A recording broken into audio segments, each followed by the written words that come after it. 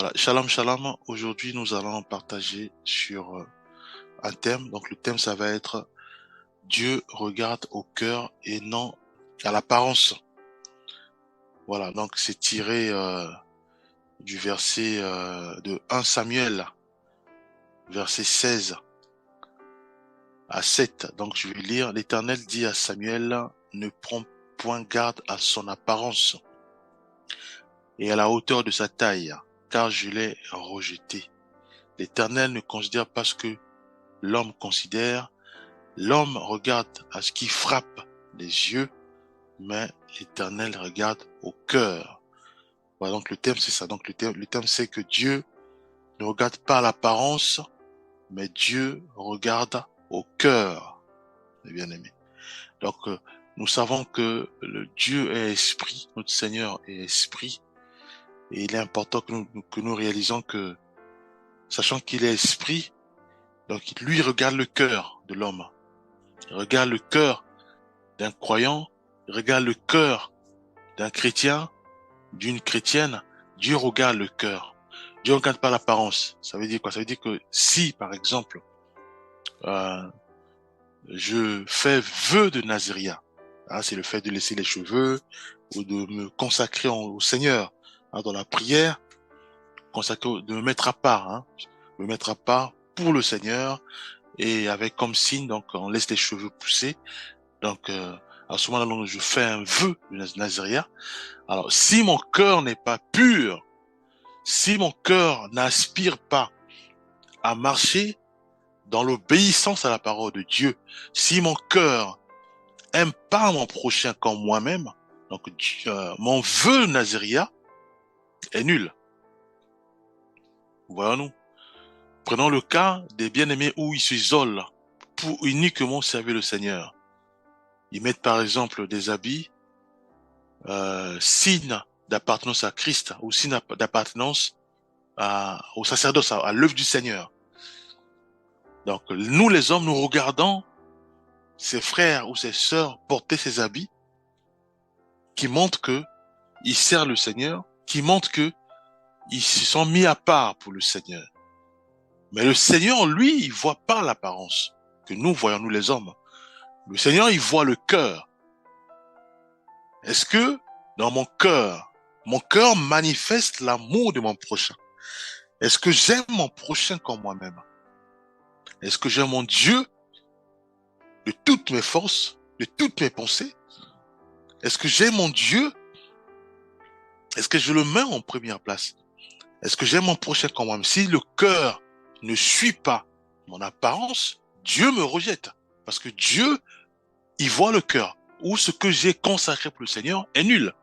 Ça porte pas des fruits, eh bien. Voilà-nous. Donc, Dieu regarde le cœur, mais Dieu ne regarde pas l'apparence. Je suis pasteur. Donc, avant d'aller diriger l'église ou diriger le culte, je mets toutes sortes des habits pour me distinguer aux frères et aux sœurs qui viennent à l'église. Donc, je mets des habits, on va dire, le sacerdoce, ça peut être les habits du prophète, les habits du pasteur. Donc, je m'habille, et dès que je rentre, effectivement, il y a l'effet. Donc, ça booste les gens, ça effectue, ça, voilà. Les gens, ils sont émerveillés de voir qu'effectivement, c'est vraiment un grand homme de Dieu parce qu'il a vu les habits, voilà. Donc, il y a cette apparence extérieure qui montre que c'est un homme de Dieu. Mais Dieu lui voit pas l'apparence. Il voit pas ces habits que nous avons mis. Il voit pas ça. Lui voit le cœur. Est-ce que le cœur respecte sa parole? Est-ce que le cœur décharge, manifeste l'amour? Est-ce que le cœur aime mon prochain comme moi-même? Voilà, nous. Si c'est pas le cas, mes habits, tout ce que j'ai mis en valeur sont nuls. Voilà, nous. Prenez un autre verset. Nous allons prendre Matthieu 23, versets 25 à 26. Matthieu 23, versets 25 à 26.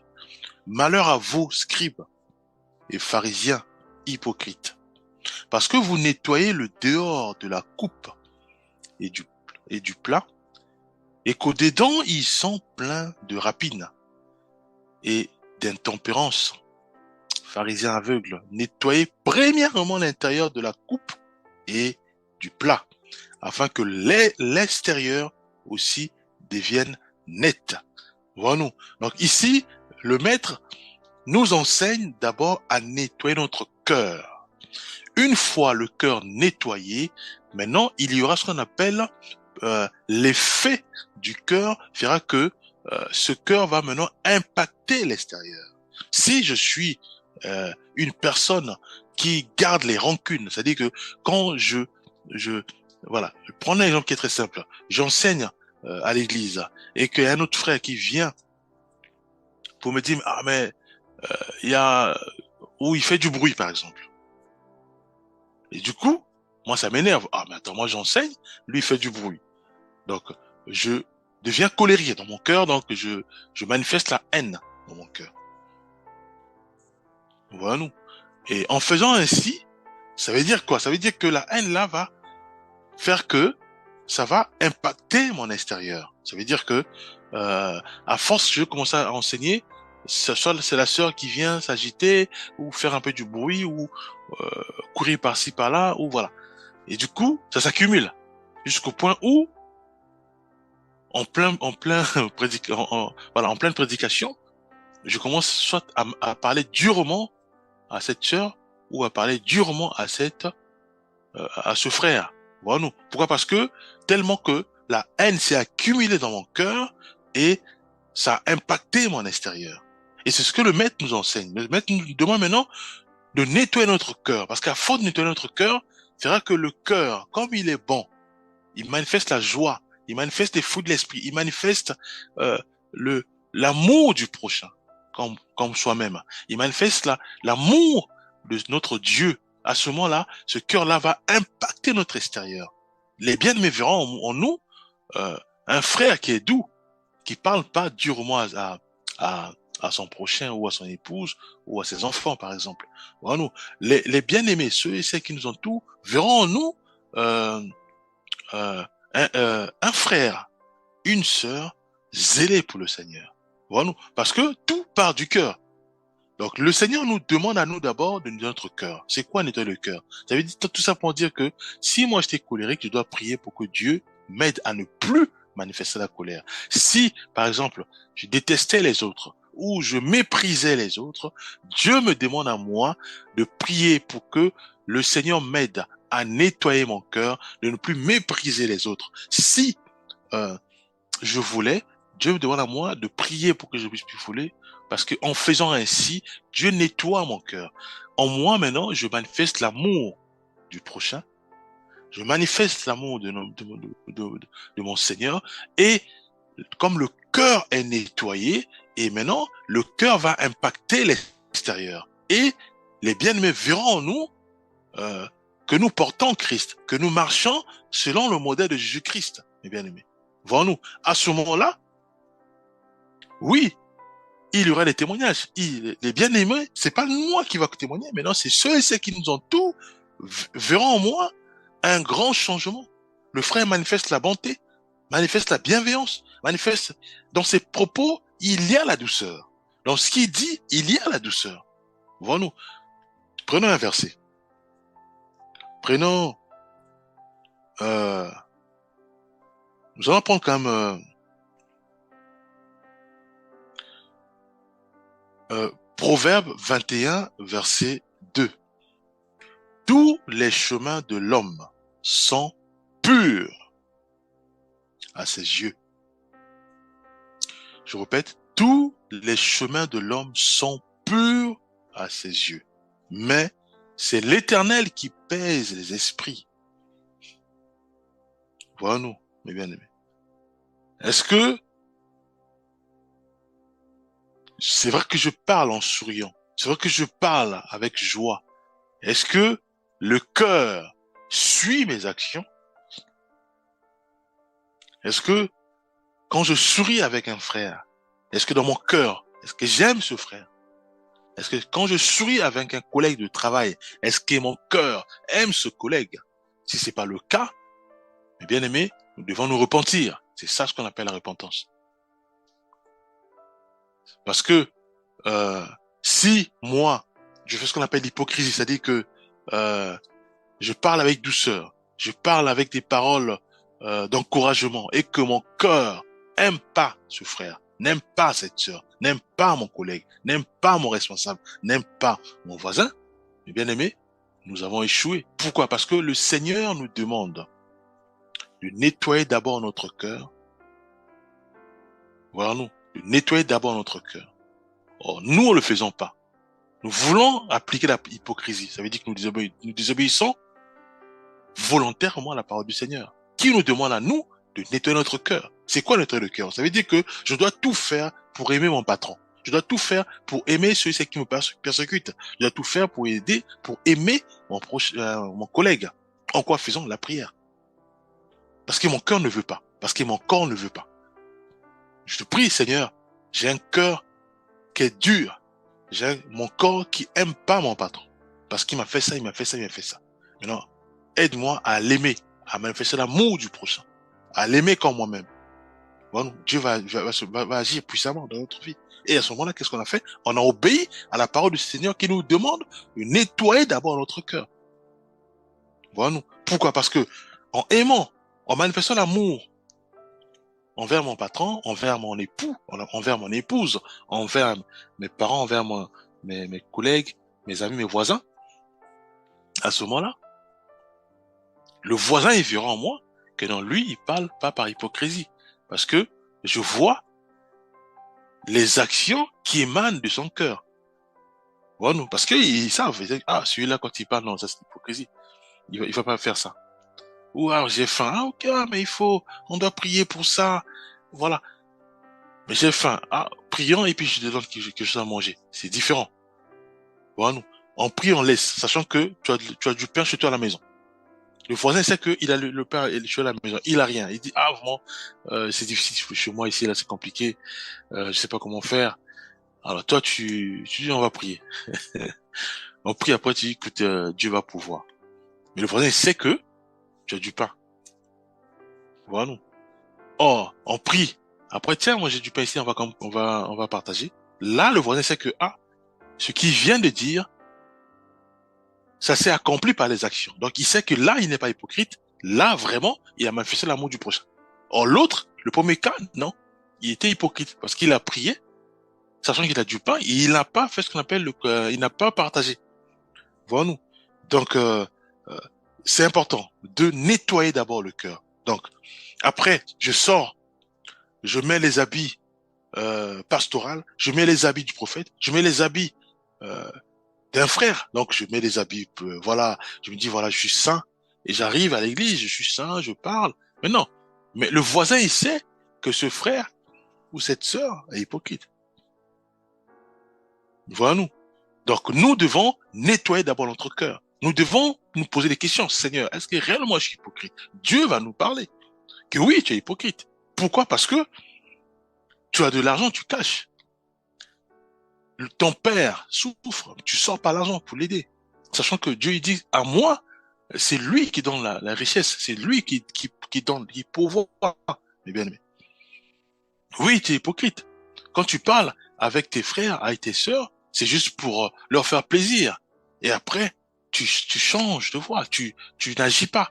Oui, tu as de la haine parce que tu aimes pas, par exemple, ta mère, tu aimes pas ton père, tu parles par respect, mais dans ton cœur, tu les aimes pas. Oui, là, c'est pas bon. Eh bien, on nettoie pas notre cœur. Or, Dieu nous demande de travailler pour travailler notre cœur, de manière à ce que le cœur soit nettoyé.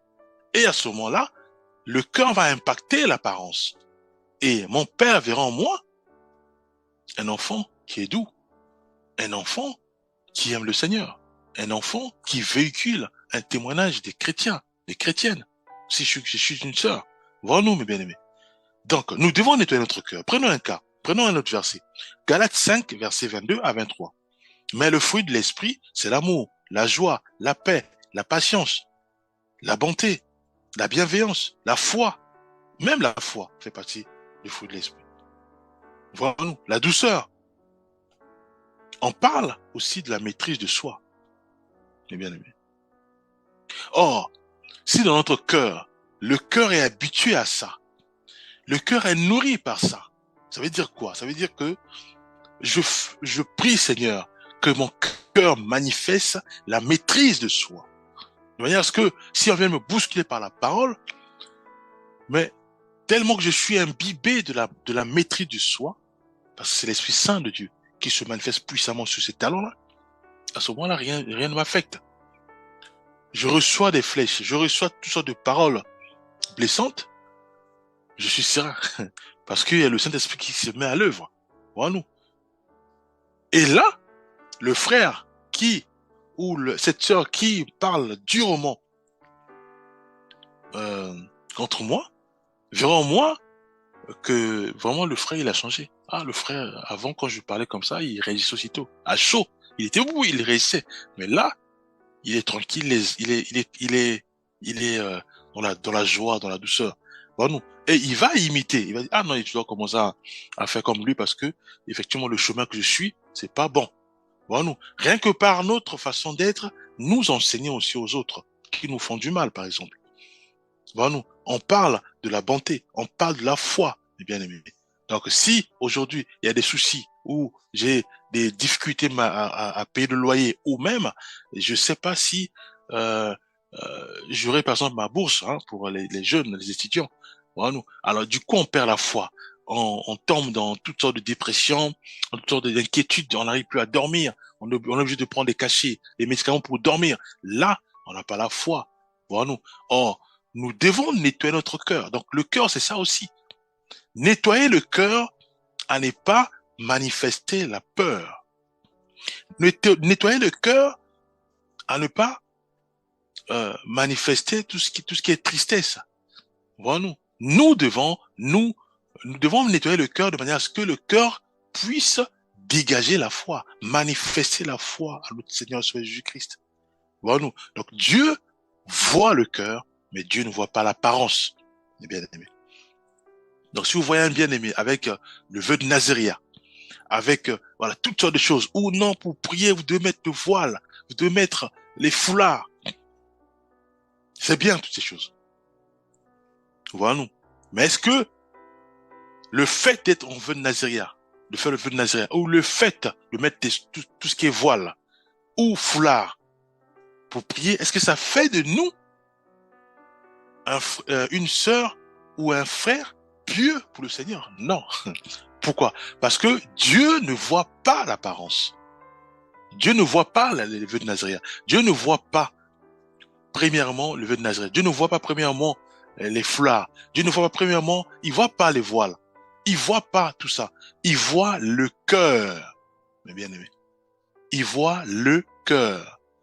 Si le cœur respecte le Seigneur, respecte lui, si le cœur manifeste, aime son prochain comme soi-même, oui, à ce moment-là, Dieu agrée notre Nazaréen.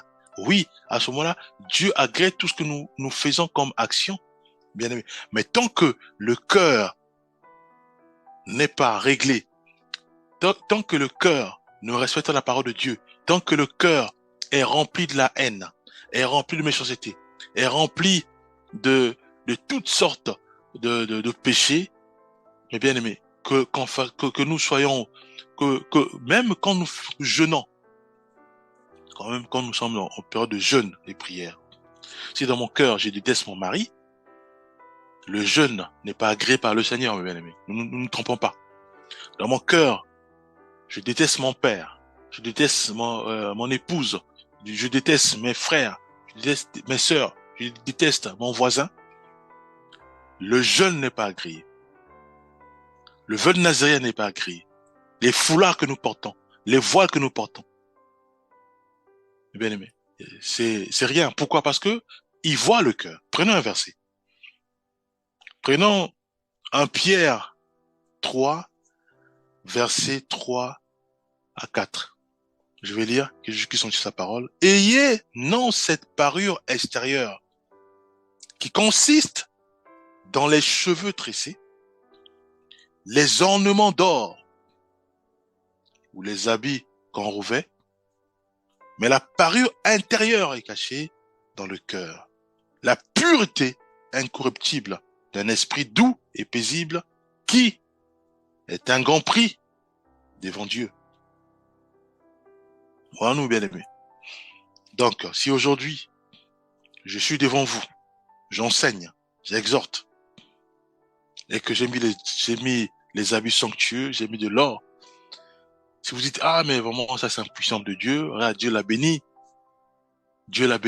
il est riche. Non, c'est ce qui vient du Seigneur. On ne peut écouter ces enseignements. Nous sommes en erreur. Pourquoi? Parce que Dieu, il voit le cœur.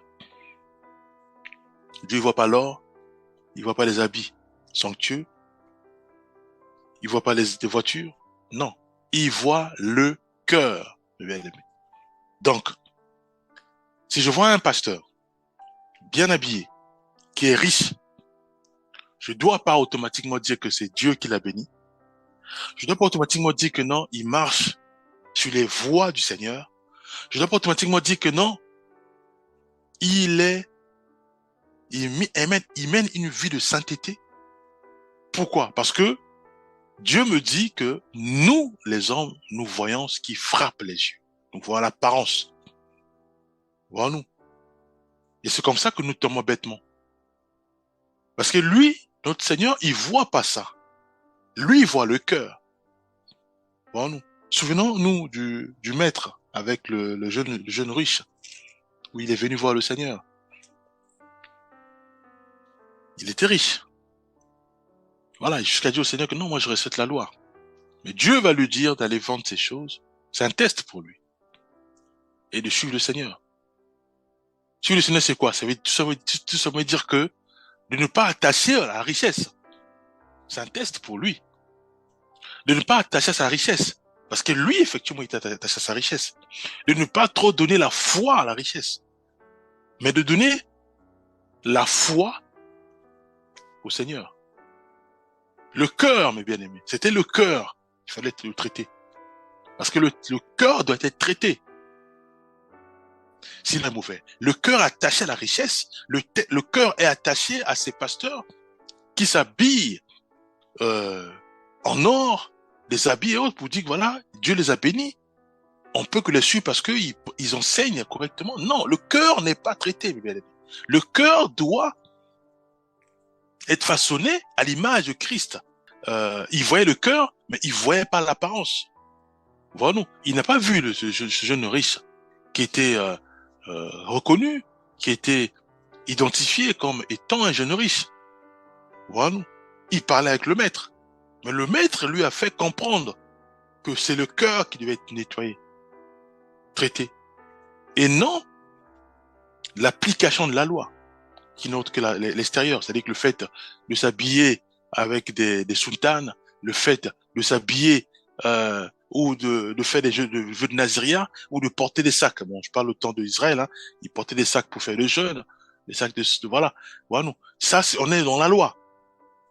Or, Dieu, tout ce qui est apparence, il voit pas ça. Parce qu'on arrive à l'église où on met des sacs, on dit on est en jeûne là, parce que les frères ils vont dire le pasteur il est puissant là, vraiment, c'est sûr que les anges sont avec lui, parce qu'il est en jeûne, il a déchiré ses habits, et il est en jeûne. Ça c'est nous hommes, nous voyons l'apparence. Mais est-ce que le Seigneur il voit l'apparence? Non. Lui voit le cœur. Est-ce que son cœur est nettoyé? Est-ce que son cœur est totalement donné à lui, à notre Seigneur? Est-ce qu'il dépend directement du Seigneur ou il dépend de la richesse? Parce qu'on a volé sa maison. Parce que on a volé, par exemple, sa voiture, le bien-aimé se met en jeûne. Parce qu'on a mal parlé de lui, parce que ou on l'a braqué, ou il se met en jeûne. Parce qu'il n'a plus la richesse, ou parce qu'on a volé une partie de ses ors. Enfin, l'or, tout ce qui est pierre précieuse.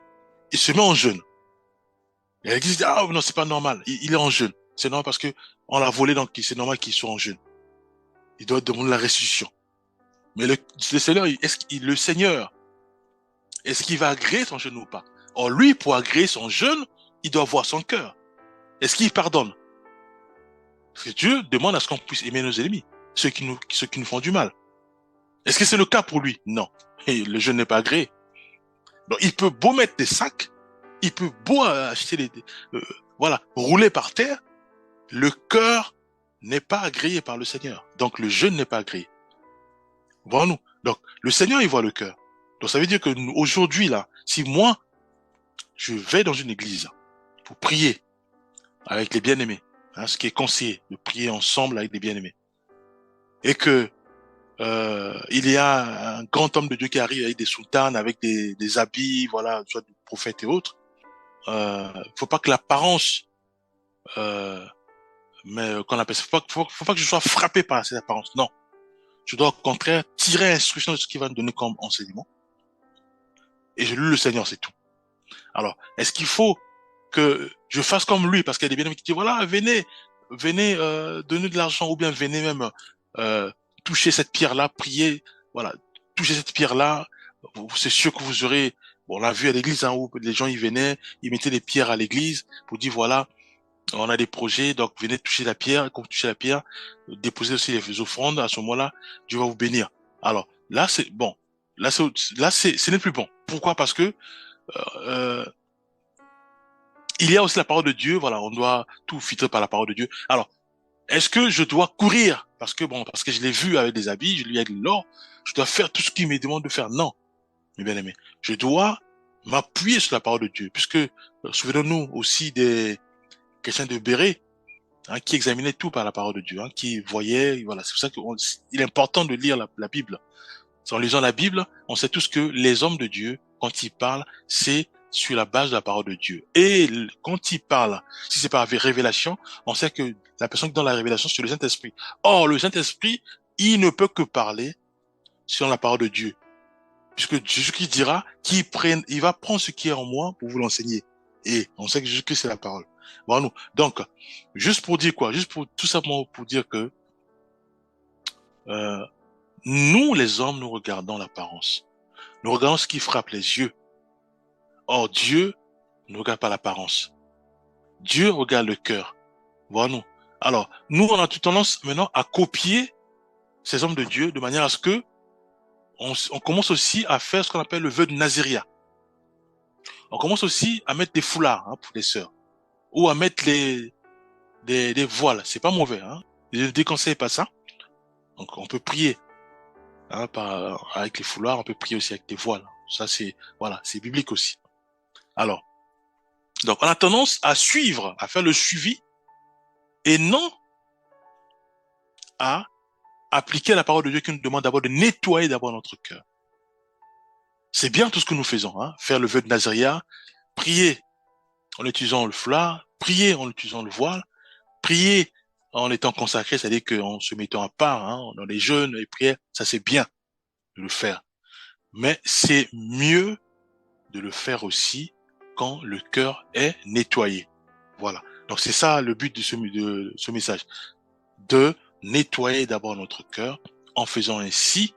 Maintenant, si nous utilisons tout ce qui est tout ce qui est mis à notre disposition, à ce moment-là, oui, ils sont tous agréés. Ça va être agréé par le Seigneur. Le vœu de Nazaria, Dieu va l'agréer. Le jeûne, Dieu va l'agréer. Voyons-nous. Mais si nous utilisons les jeûnes, nous utilisons le vœu de Nazaria, beaucoup de choses, et que le cœur n'est pas nettoyé, nous trompons les humains qui nous regardent. Mais nous ne trompons pas Dieu. Parce que Dieu ne regardera jamais nos cheveux qui sont, voilà, qui sont tellement, hein, c'est descendu, parce que c'est le vœu de Nazaria, où l'apparence totalement façonnée, tellement qu'on est aisé dans la prière, mais que le cœur ne suit pas. Dieu va pas regarder l'apparence, il va voir le cœur. Il va dire non, le cœur n'est pas bon, le vœu de Nazaria n'est pas agréé, le jeûne n'est pas agréé, parce que le cœur n'est pas bon, bien aimé. Que je sois mis à part, c'est pas agréé. Le fait même de mettre des habits ou mettre les choses, voilà, comme font les papes et autres, mais si le cœur n'est pas agréé, il n'est pas bon, tout ça, c'est pas agréé par le Seigneur, parce que Dieu, il voit pas l'apparence, comme ce que nous voyons, non, il voit le cœur. Voilà ce que je viens à partager, nous allons prier. Père céleste, tu es le Dieu d'Abraham, d'Isaac et de Jacob. Père, c'est toi qui veux absolument que nous puissions simplement suivre les traces du Maître, qui n'est autre que notre Seigneur et Sauveur Jésus-Christ de Nazareth. Père, aide-nous à discerner, à nous laisser conduire par ton Esprit Saint, afin que notre cœur, Père, soit façonné à l'image de Jésus-Christ, soit nettoyé à l'image de Jésus-Christ. Nous voulons absolument, Père, que nous puissions avoir un cœur pur. Quelle grâce, Père, d'avoir un cœur pur. Au nom de Jésus-Christ, nous avons ainsi prié. Amen.